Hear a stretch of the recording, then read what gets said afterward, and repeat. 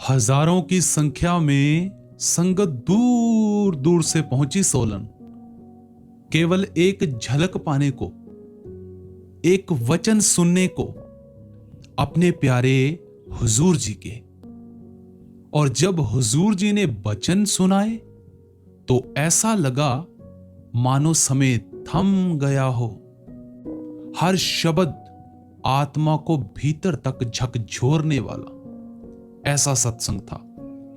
हुजूर जी ने स्वामी जी महाराज जी की वाणी में से सत्संग फरमाया, मित्र तेरा कोई नहीं संगियन में, पड़ा क्यों सोवे तू इन ठगियन में। हुजूर जी ने फरमाया, इस संसार में कोई तेरा अपना नहीं है भाई, कोई भी तेरा अपना नहीं है। यहां सब गर्ज के रिश्ते हैं, मतलब के रिश्ते हैं। जब तक स्वार्थ है तब तक साथ है, मतलब निकला तो चेहरों के पीछे छिपे असली चेहरे दिख जाते हैं। कभी सोचा है, जिसे हम मेरा मीत मेरा अपना समझते हैं, वही मुसीबत में पहचानने से इनकार कर देते हैं। हुजूर जी ने साथ में यह फरमाया, तू क्यों सोया पड़ा है इस माया के नशे में, क्यों इन झूठे ठगों के भरोसे अपने जीवन का अमोल समय गवा रहा है। जाग जाग प्यारे जाग, क्योंकि ये संसार सो रहा है। सच को जान, क्योंकि ये दुनियादारी एक भ्रम है। हुजूर जी ने साफ साफ कहा, जब मतलब निकल जाए तो तू कौन मैं कौन।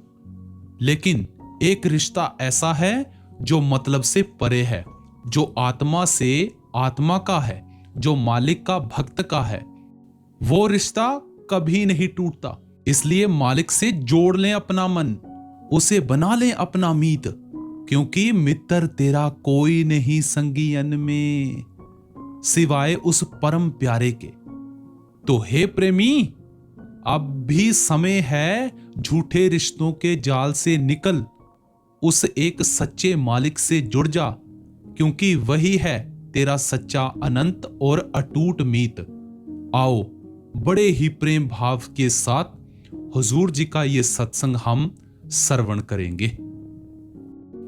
आप जी ने फरमाया, यह शब्द हुजूर स्वामी जी महाराज जी का शब्द है।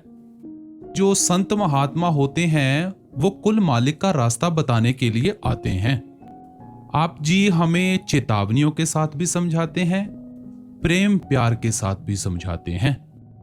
और जो संत महात्मा होते हैं वो हमारी हर एक अवस्था को जानते हैं। कई बार तो हमें वो चेतावनियां देकर समझा देते हैं, कई बार हमें प्रेम के साथ समझा देते हैं।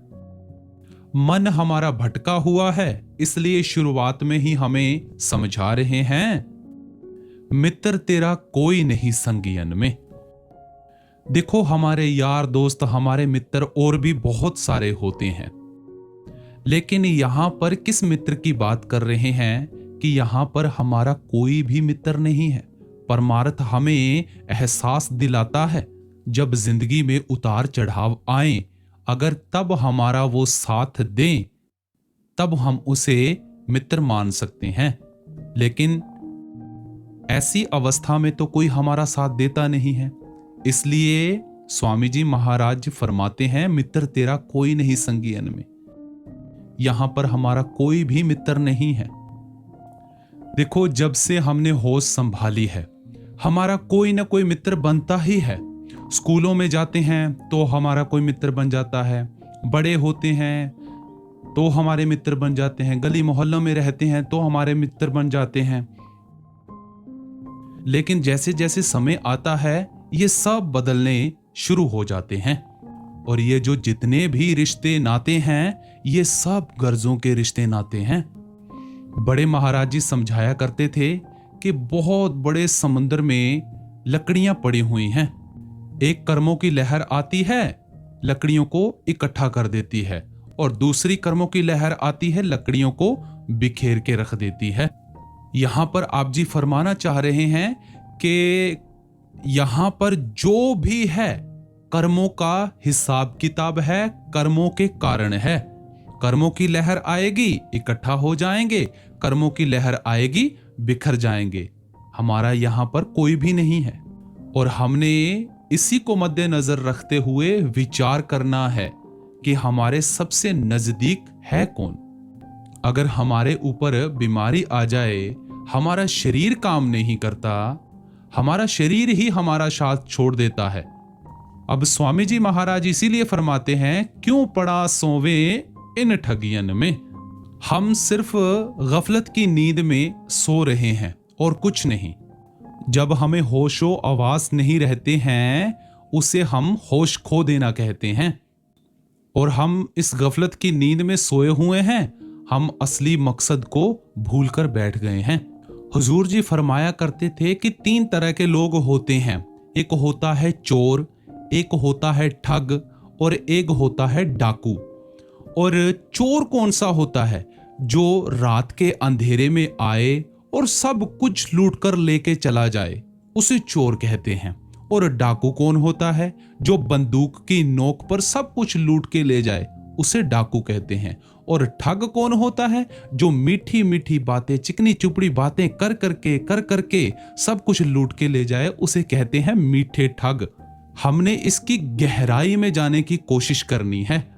हमारी जिंदगी प्रेम प्यार के आधार पर है। एक तरफ हमारा प्रेम है और दूसरी तरफ हम मोह में पड़ रहे हैं। प्रेम में सिर्फ और सिर्फ कुर्बानी होती है, उसके बीच में उम्मीद नहीं होती। और जब हम मोह रखने लग जाते हैं तो हम उम्मीद भी शुरू कर देते हैं उससे रखना। यहाँ का नियम है, कोई भी किसी की उम्मीदों पर अच्छा नहीं उतर सकता है। और यही रिश्ते हैं जो हमारे दुख का कारण बनते हैं। हुजूर जी ने बिल्कुल क्लियर कट बात बोली कि अगर आप किसी के साथ कितनी भी उम्मीदें रख लो, किसी के साथ कितनी भी उम्मीदें रख लो, कोई भी हमारी उम्मीद के ऊपर अच्छा नहीं उतर सकता है। बेटा होता है, वो अपने बाप से उम्मीद रखता है कि मेरी वो जिंदगी आरामदायक बना देंगे। हुजूर जी ने फरमाया कि रामायण में भी देख लो, माता जी ने अपने पुत्र के मोह में आकर राम जी को वनवास काटने के लिए भेज दिया। मकसद क्या था? कि वो अपने पुत्र को राजा बनाना चाहते थे। और वो दुर्योधन की गलतियों को भी अपने पुत्र के मोह में आकर गलतियों को नजरअंदाज करते रहे। फिर क्या हुआ वो तो सभी जानते हैं, महायुद्ध हुआ। और हमारा नियम क्या है? हमें मोह किसके साथ होता है? या तो दौलत के साथ होता है, या तो हमें ओहदे के साथ हमारा मोह प्यार होता है। यहां तक कि हम शक्लों के साथ भी अपना मोह डालकर बैठ गए हैं। फिर आप जी ने फरमाया कि हमने सूरत नहीं देखनी है भाई, हमने सीरत देखनी है। और आप जी ने साथ में यह भी फरमाया कि हम जिम जाते हैं और सैलून भी जाते हैं, वहां पर जाकर हम 3-3, 4-4 घंटे बिताकर आ जाते हैं। शक्ल तो हमेशा बदलती रहेगी भाई, लेकिन जो हमारा चरित्र है ना, वो कभी भी नहीं बदलने वाला है। हमारा जो ध्यान है ना, वो दुनियादारी में जाता है। इसी करके आप जी बाणी में समझाते हैं, कूड़ राजा कूड़ प्रजा कूड़ सब संसार, किस नाल कीजे दोस्ती सब जग चलन हार। हम तो इस हद तक चल गए हैं कि हमें तो कुल मालिक की याद तक नहीं आती है। लेकिन आप सोचो कि कोई है जो हमें हमारे असली मकसद तक पहुंचा सके। लेकिन हम तो विचार नहीं करते हैं ना। हमारी जो जिंदगी है वो एक तरह की बनावटी बन चुकी है। एक एक्टर होता है, एक डायरेक्टर होता है, और डायरेक्टर को एक्टर की जिंदगी के बारे में सारा कुछ पता होता है, लेकिन अपने आप को वो इन्हीं चीजों में भटकाता रहता है। और अगर एक्टर ये समझे कि नहीं मेरी तो जिंदगी यही है, लेकिन असल वो उसकी जिंदगी नहीं है। एक्टिंग में वो अपनी असलियत जिंदगी को भूलकर बैठ जाता है। इसीलिए आप जी ने समझाया है कि मन तू ज्योत स्वरूप है, अपना मूल पहचान। मन उस परमात्मा का एक अंश है। इसे समझाना कैसे है? सो जन निर्मल जिन आप पछाता। हमने अपने आप की खुद पहचान करनी है। आगे फरमाते हैं, जे कर प्रीत सत्संग में। और जब हम सत्संग में जाते हैं हमें असलियत के बारे में पता चलता है। सत्संग क्या है? अब यहां पर फरमाते हैं कि क्या सत्संग में कोई चमत्कार दिखाए जाते हैं या सत्संग में कोई करामातें दिखाई जाती हैं? सत्संग का मतलब है भाई सत्य का संग। यहां पर कोई राजे महाराजों की कहानी नहीं सुनाई जाती है, ना ही कोई करामातें दिखाई जाती हैं, ना ही कोई चमत्कार दिखाए जाते हैं। यहां पर सिर्फ सच का एहसास करवाया जाता है। और जो सत्संग है ये संतों और महात्माओं की जिंदगी का निचोड़ है, जो हमारे आगे रखते हैं कि भाई हमने भक्ति इस प्रकार करनी है, हमें समझाते हैं, सत्य का संग करवाते हैं।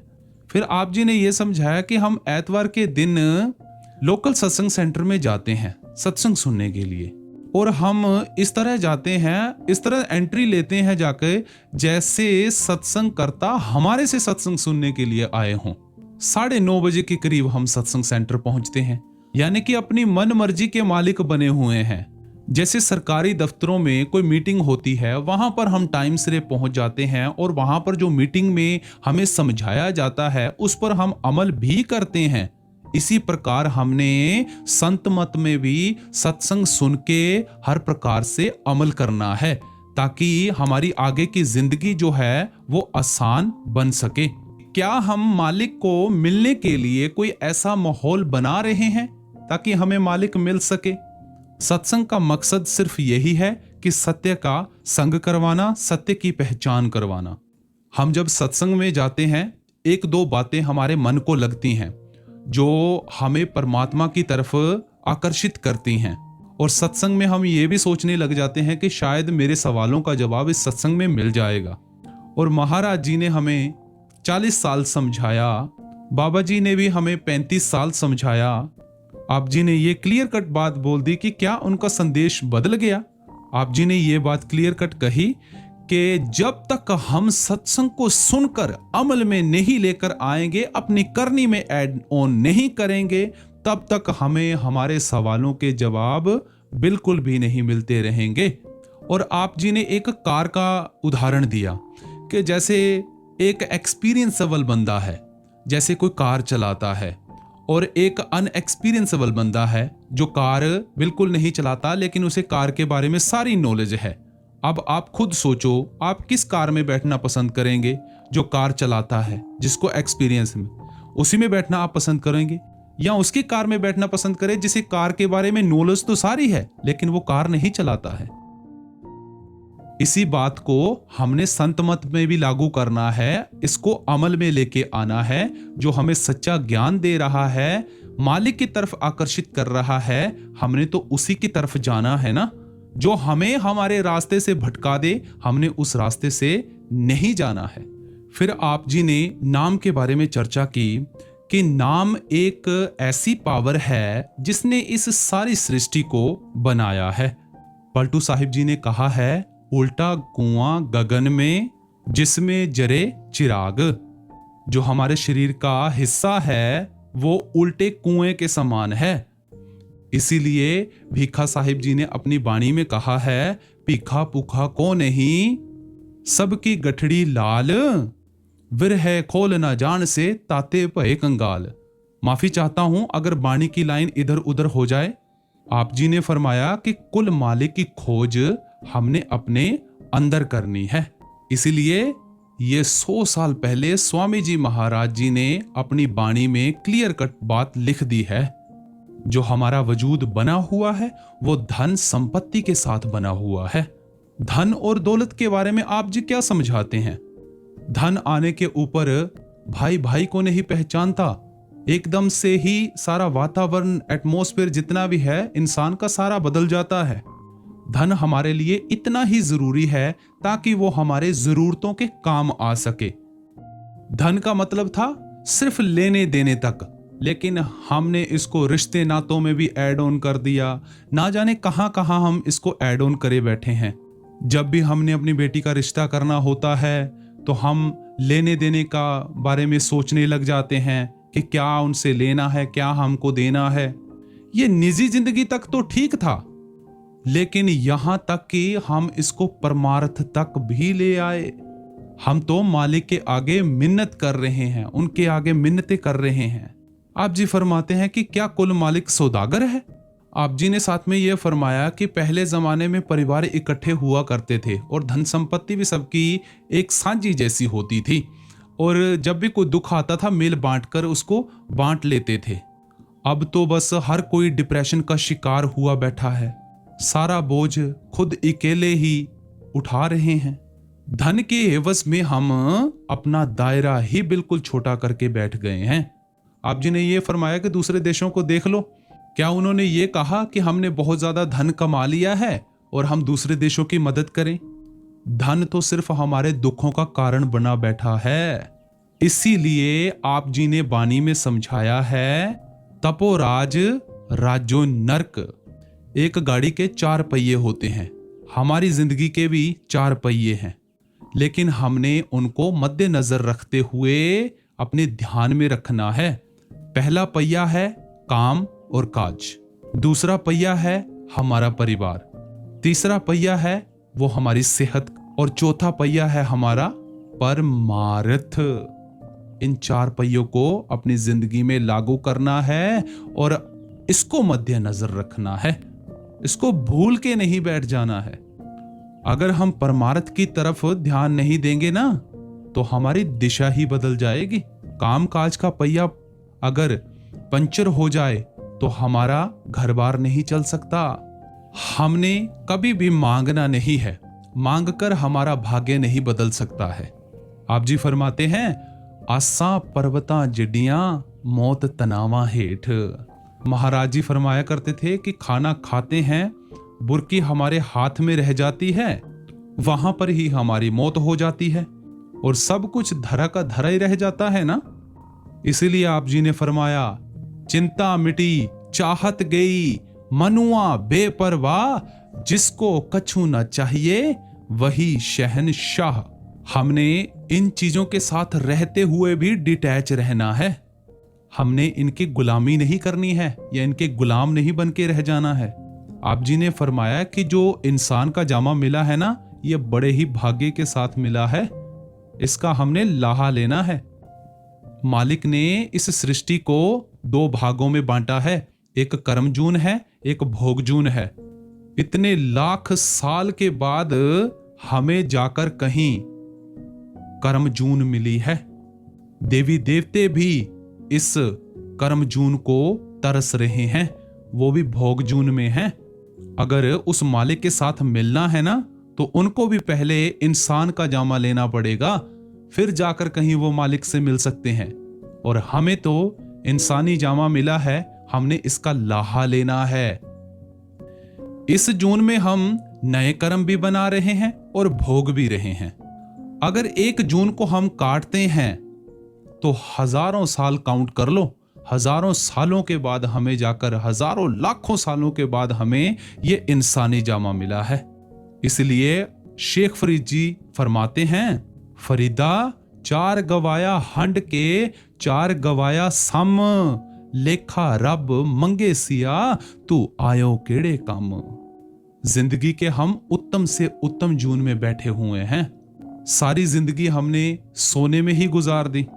आप जी कहते हैं, मिल जगदीश मिलन की वरिया। आप जी फरमाते हैं, जगदीश किसको कहते हैं? जगदीश उसको कहते हैं मालिक को, जिसके साथ हमें मिलने का मौका मिला हुआ है। और हमने भक्ति इसी जन्म में करनी है, और भक्ति होगी भी इसी जन्म में, और किसी भी जन्म में भक्ति नहीं हो सकती है। आत्म में राम, राम में आत्म, चिनस गुर विचारा।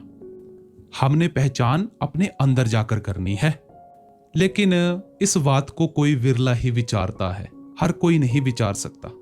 जैसे बाबा जी मिसाल लेते हैं ना, 184 जून सबाई मानस को प्रभ दीव डयाई, इस पौड़ी ते जो नर चुके सो आए जाए दुख पाएदा। 84 लाख पौड़ियों के स्टेप्स हैं। अगर हम पूरे चढ़कर ऊपर मंजिल पर पहुंच जाएंगे तो वाह वाह हमारी होगी। अगर लास्ट की पौड़ी से पैर फिसलता है तो नीचे आकर गिरते हैं मुंह के बल। फिर वहां से उठ पाए तो उठ पाए, नहीं तो नहीं। गुर बिन तेरा होर नहीं कोई। अब आप जी फरमाते हैं, गुरु कौन है? जो हमें अंधकार से प्रकाश की ओर ले जाए, उसे हम गुरु कहते हैं।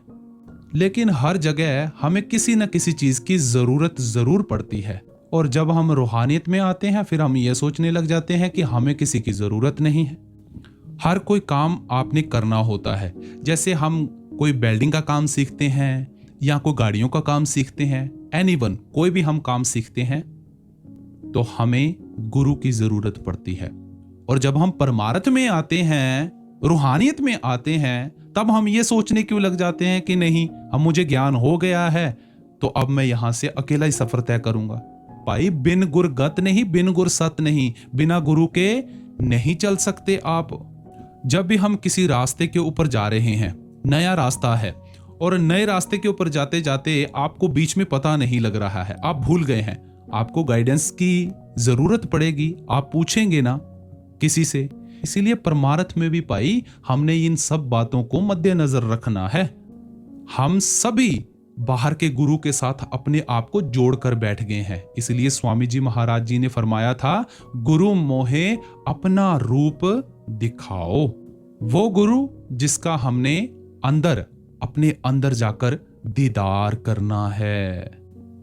कौन सा गुरु? शब्द गुरु सुरत तुन चेला। असली गुरु वो शब्द है जिसके साथ हमने जुड़ना है। सुरत कौन है? वो एक शिक्षक है जो सीखती है। बाहरी गुरु जो है हमें समझाता है, और समझाने के बावजूद हमें वो अपने अंदर धारण करना है। और जैसे जैसे हमें वो समझाते हैं, उनके समझाने के बावजूद हमने अंदर जाना है।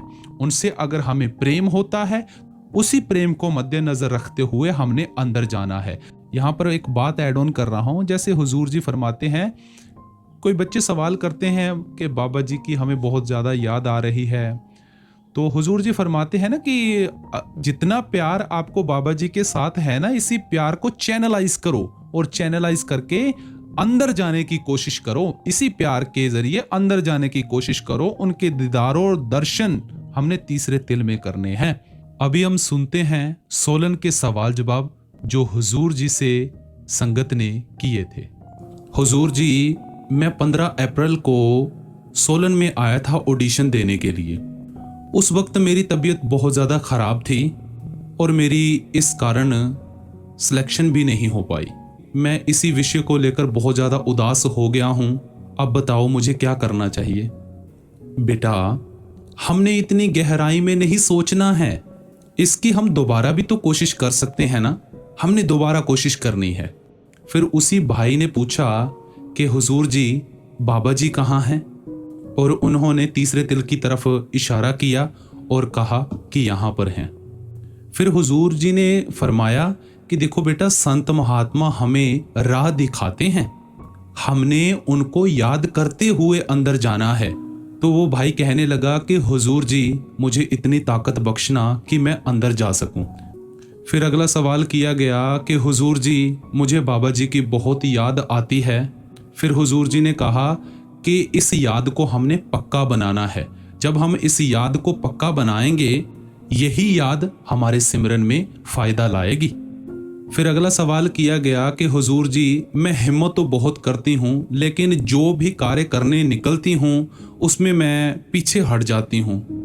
तो हुजूर जी ने फरमाया कि बेटा, मालिक ने जिंदगी दी है हमें सीखने के लिए। अगर हमारे से कोई गलती हुई, हमने गलती को मान लिया, तो उसमें कोई गलत बात नहीं है बेटा। लेकिन जब हम डिस्ट्रैक्ट होते हैं तो भुगतना किसको पड़ता है? किसी और ने तो भुगतना नहीं है, वो तो हम ही को भुगतना पड़ेगा ना। जैसे जैसे हमें एक्सपीरियंस होता जाता है और हमें पता लगता रहता है कि इसमें नुकसान किसी और का नहीं, हमारा अपना ही हो रहा है। हमने जो भी काम करना है, हमने उसके ऊपर फोकस रखते हुए करना है। फिर वो बहन कहने लगे कि हुजूर जी, मैं इमोशनल भी बहुत ज़्यादा हो जाती हूँ, और कई बार तो मुझे ऐसा होता है कि पता नहीं क्या होता है, गुस्सा भी ऑटोमेटिकली आने लग जाता है। तो हुजूर जी ने कहा कि गुस्सा करने से क्या होता है? उसका नुकसान भी तो हमारे शरीर को भुगतना पड़ता है ना। मालिक ने हमें विवेक की ताकत दी है, हम विवेक का इस्तेमाल करें ना। गुस्सा क्यों करते हैं? हमने तर्क और लॉजिक के साथ चलना है। इमोशन कोई बुरी बात नहीं है बेटा। बात यह है कि जब हम किसी एक के ऊपर निर्भर हो जाते हैं ना, वो हमारे लिए नुकसानदेह हो जाता है, उसमें से हमें नुकसान झेलना पड़ता है। हमने ज़्यादातर कोशिश करनी है कि अपने जो इमोशन है उसको हम कंट्रोल में रखें। फिर अगला सवाल मीराबाई और बुल्ले शाह जी के ऊपर किया गया कि हुजूर जी, जब भी हम मीराबाई जी और सैयद बाबा बुल्ले शाह जी को देखते हैं तो मालिक की तरफ अट्रैक्शन बढ़ती है, लेकिन कभी कभी ना मन भटक जाता है, फिर मालिक के ऊपर ना एक संशय आना भी शुरू हो जाता है। तो हुजूर जी ने इस सवाल का आंसर बड़े ही प्यार से दिया। उन्होंने कहा कि हम ज़्यादातर कोशिश करते हैं कि हम बाहर मुखी साधनों के साथ जुड़ते हैं। बाहरी स्वरूप तो बेटा है ही एक जरिया, उसके जरिए तो हमने अंदर जाना है, लेकिन हम क्या करते हैं, हम तो उसी के साथ जुड़ के रह गए हैं। मकसद हमारा है कि हम बाहरी स्वरूप को अंतर स्वरूप बनाएं, ना कि बाहरी स्वरूप के साथ जुड़े। जब हम बाहर जुड़ते हैं तो हमें ये दिक्कत परेशानियां झेलनी पड़ती हैं और इसीलिए संशय आना शुरू होता है, क्योंकि हमने करनी की नहीं, उनकी करनी ऐसी है और हम भी उन्हीं की प्रेरणा लेकर चलते हैं। लेकिन उन्होंने जो कुर्बानियां दी हैं, जो उन्होंने मालिक को पाया है, उनके उपदेश के ऊपर भी हमें चलना चाहिए ना, और हमने कोशिश करनी है कि करने का रास्ता अपनाना है। फिर अगला सवाल किया गया कि हुजूर जी, मैं अपने करियर को बहुत प्रायोरिटी दे रहा हूं और मौत भी निश्चित है, मुझे आप ये बताएं कि मुझे संत मत की ओर ज़्यादा ध्यान देना चाहिए या अपने करियर की ओर ज़्यादा ध्यान देना चाहिए। हुजूर जी ने फरमाया कि हर वक्त की अपनी अपनी इम्पोर्टेंस होती है बेटा। इस वक्त तो बेटा हमें पढ़ाई की ओर ज़्यादा ध्यान देना है। हमने अपने आचरण को ऐसा बनाना है कि हमारे में से एक अच्छाई झलके, और ज़्यादातर कोशिश करनी है हमने मालिक के साथ भी जुड़कर रहना है। जब से हमने जन्म लिया है तब से हमारा मालिक के साथ रिश्ता है, और जो भी हमें संत महात्मा तरीका बता दे उसके ऊपर हमें चलने की कोशिश करनी चाहिए। फिर अगला सवाल किया गया बाबा जी के ऊपर कि हुजूर जी, बाबा जी क्यों नहीं आए हैं। फिर हुजूर जी ने इसका जवाब बड़ा ही अच्छा दिया है। हुजूर जी ने फरमाया कि मुझे बाबा जी ने ये कहा था कि हिमाचल की संगत बहुत ही प्यारी है और अच्छी है, आप एक बार वहां पर जाकर आओ, आपको बहुत प्यार मिलेगा। फिर वो बीबी जी कहने लगे कि हुजूर जी, बाबा जी ने हमें क्यों छोड़ दिया है। फिर हुजूर जी ने कहा कि बाबा जी ने हमें कभी भी छोड़ा नहीं दिया है, वो तो हर वक्त, हर सांस, हर पल वो हमारे साथ हैं। फिर हुजूर जी ने कहा कि बीबी जी, हमने उनके शरीर के साथ नहीं जुड़ के रहना है, हमने उनसे प्रेरणा लेकर अंदर जाना है। फिर हुजूर जी ने कहा कि जितना आप मिस कर रहे हो बाबा जी को, उतना ही ज्यादा मैं मिस कर रहा हूं। फिर अगला सवाल किया गया कि हुजूर जी, जिनको नामदान नहीं मिला हुआ है वो ध्यान कैसे करें।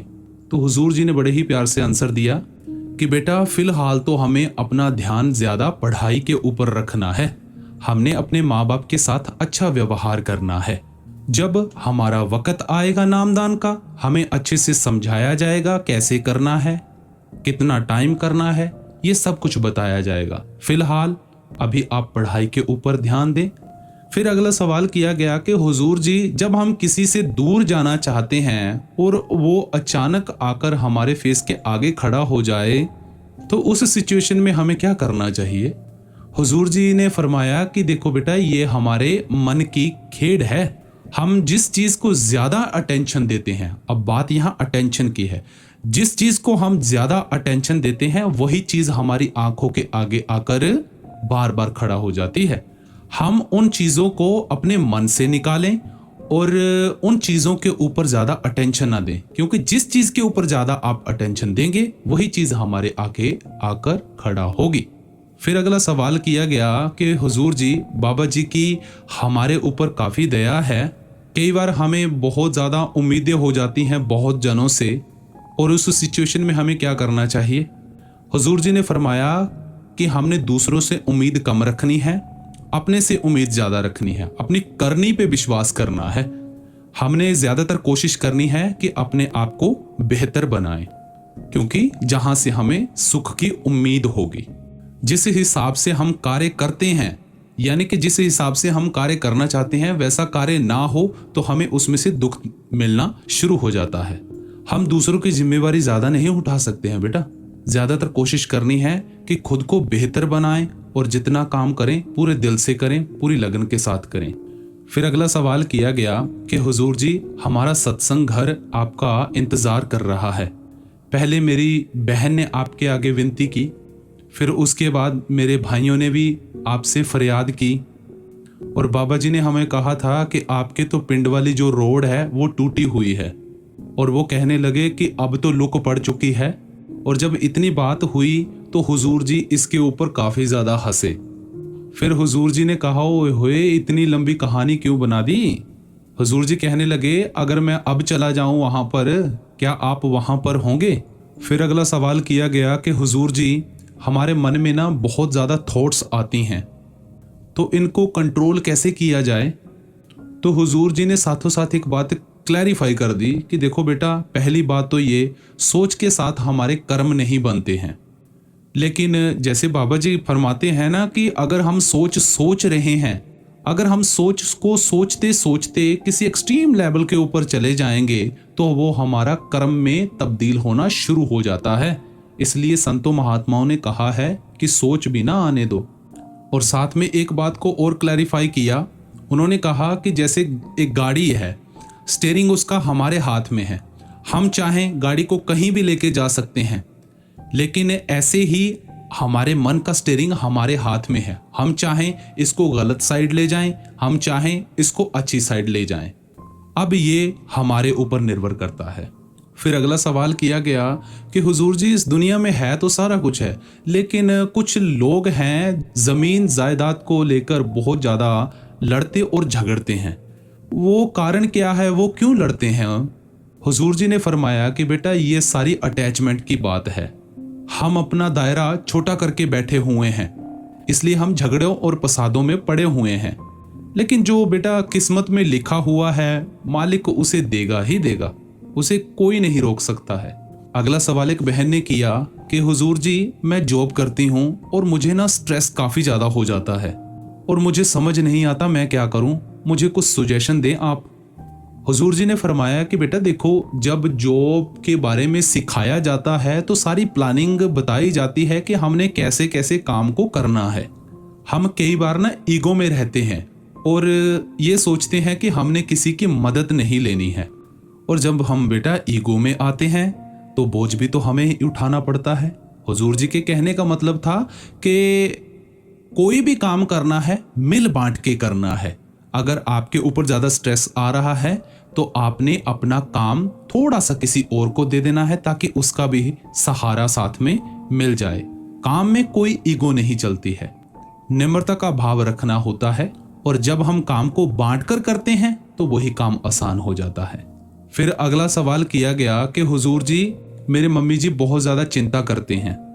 हुजूर जी फरमाने लगे कि मेरी मम्मी भी बहुत ज़्यादा चिंता करते थे। माँ को बेटा काम ही यही होता है, बच्चों की चिंता करना। आप बेटा मेहनत करो और अच्छे नंबर लेकर आओ, उनकी चिंता अपने आप दूर हो जाएगी। अगर आप अच्छे नंबर लेके आएंगे, अच्छे अंकों से पास होंगे, अच्छी करनी करेंगे, वो अपने आप खुश हो जाएंगे, उनकी चिंता सारी दूर हो जाएगी। फिर वही भाई कहने लगा कि हुजूर जी, मुझे बाबा जी की बहुत याद आती है। तो हुजूर जी ने फरमाया कि मुझे भी बाबा जी की बहुत याद आती है, लेकिन वो हमारे साथ ना छुपन छुपाई खेल रहे हैं। फिर अगला सवाल किया गया कि हुजूर जी, सत्संगियों को ही सबसे ज्यादा दुख क्यों मिलते हैं? जब हम दूसरों की तरफ नजर मारते हैं तो वो तो बहुत ज्यादा खुश नजर आते हैं। ये हमारा बेटा सिर्फ ख्याल है। जहां पर जिसने भी जन्म लिया है वो कर्मों करके लिया है। हम सत्संगी हैं, और जब भी हमारे ऊपर कोई प्रॉब्लम आती है, हमें मालिक उसको सहने की शक्ति देता है कि हम उन कर्मों से बड़े ही आराम से निकल सकें। जब हम किसी की जिंदगी में झांक कर देखते हैं, हम ये देख लेते हैं, जैसे इंस्टाग्राम हो गया, फेसबुक हो गया, वहां पर तो खिलते चेहरे नजर आते हैं, लेकिन उनकी जिंदगी में कितने गम है ये तो उन्हीं को पता है ना। तो ऐसे बेटा जज नहीं कर सकते किसी को। मालिक ने जो दिया है उसके लिए शुक्रगुजार करना है मालिक का, और उनके भाने में रहना है। फिर अगला सवाल किया गया कि हुजूर जी, मैंने बाबा जी से नामदान लिया है, क्या मेरी मुक्ति हो जाएगी? फिर हुजूर जी ने फरमाया कि बेटा जब हम सिमरन करेंगे उसी अवस्था में सिमरन ही हमें लेकर जाएगा। फिर वो भाई कहने लगा कि हुजूर जी मेरे पीछे तो बहुत ज़्यादा दुश्मन पड़े हुए हैं। फिर हुजूर जी ने कहा हमने किसी से डरना नहीं है। तो फिर वो भाई साहब एकदम से ही माइक को छोड़कर जाने लगे। फिर कहने लगे कि ठीक है हुजूर जी। और जब वो माइक छोड़ के जाने लगे, कुछ ऐसा मोमेंट वहां पर क्रिएट हो गया कि सारी संगत जोर जोर से हंसने लग पड़ी। तो ये थे सवाल जवाब जो सोलन के रहे। राधा स्वामी जी।